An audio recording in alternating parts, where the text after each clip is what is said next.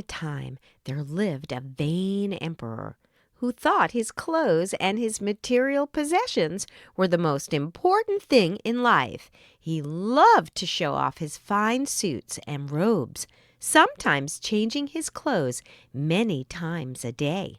The entire kingdom knew about his conceited ways. Two naughty tailors decided they could play a trick on the emperor and steal some of his money. They made a journey to the palace to try and meet with him.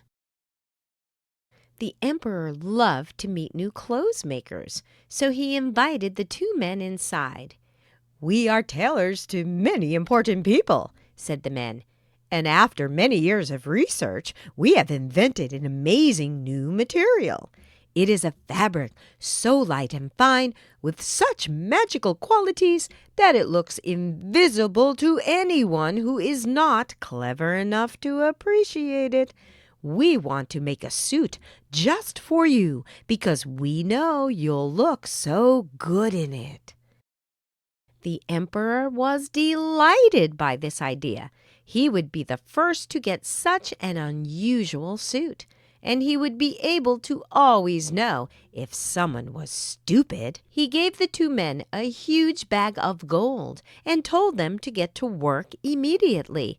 They left the palace laughing with glee.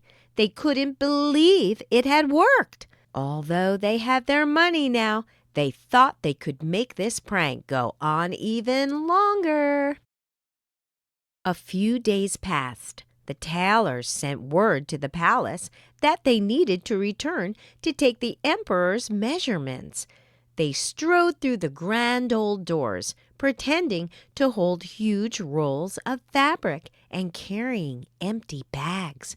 "See, Your Greatness, we have made all this beautiful fabric for you," the tailors said cheerfully.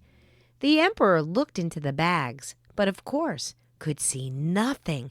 A feeling of dread washed over him. Was he too stupid to see the fabric? He realized that nobody else would know. He couldn't see it if he just pretended he could. "Wonderful, beautiful," he said, stroking nothing but the air. All of the staff in the palace began to panic too. Were they too stupid to see the fabric? They decided to follow the emperor's lead and broke out in joyful applause, whooping with delight. "Lovely!" they all cried. The tailors held back tears of laughter. In the emperor's bedroom, the tailors undressed him to drape him in the new fabric. They made a great show of cutting the air with scissors, pushing needles through an invisible cloth, and folding invisible seams. When they were finished, they presented the emperor with a mirror. All he could see staring back was himself in just his underpants. He knew he couldn't stop the deception now. "It's the best suit I've ever seen," he said. Word had spread about the marvelous new fabric, so the palace decided the emperor should give a grand parade. The emperor was worried about going outside in only his underclothes, but convinced himself it wouldn't be embarrassing. After all, no one would notice except those who weren't clever enough to see the fine fabric. He didn't care what stupid people thought. He summoned everyone in the town to come and see the fine new suit. His horses and army lined up outside the palace, ready for the procession. All the people had gathered along the streets, eager to see the finest suit they had heard so much about. Everyone wanted to know who was too stupid to see it, too. The emperor's nude body rode through the streets in his carriage, standing and waving to all of the people. Too afraid to admit they couldn't see it, the crowd cheered and waved awkwardly. "Amazing! Beautiful!" they cried. In all the crowd, There was only one person not scared to admit the truth he saw with his eyes. "He's only in his underwear," said a little boy. At first the crowd shushed him and reprimanded him for being a silly little child. The boy ran down the streets after the carriage, shouting, He's naked! Doesn't anyone see?"